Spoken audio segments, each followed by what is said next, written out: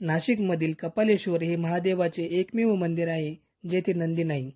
प्राचीन कथेनुसार महादेवांनी चुकून आपला भक्त ब्रह्माची हत्या केली होती व या पापातून मुक्त होण्यासाठी काय करावे याची चिंता महादेवांना होती। तेव्हा नंदीने त्यांना गोदावरीमध्ये स्नान करण्यास सांगितले व त्यांनी येथे स्नान करून आपलं पाप दूर केलं। त्यामुळे महादेवांनी त्यांना गुरु मानले असल्यामुळे येथे नंदी नाही। भारतातील हे एकमेव मंदिर आहे जेथे नंदी नाही।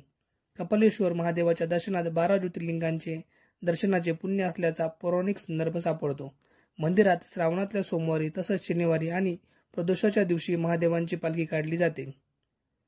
कपालेश्वर मंदिराच्या समोर आणि गोदावरी नदीच्या पलीकडे प्राचीन सुंदर नारायण मंदिरही आहे। हरिहर भेट महोत्सवाच्या वेळी कपालेश्वर आणि सुंदर नारायण मंदिरांमधून अनुक्रमे शंकर आणि विष्णू यांचे मुखवटे गोदावरी नदीवर आणले जातात आणि त्यांची भेट घडवली जाते।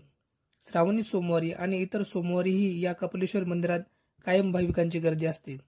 आपण जर नाशिकला आलात तर कपालेश्वर मंदिराला नक्की भेट द्या। तसेच चॅनलला सबस्क्राईब करायला विसरू नका। थँक्यू।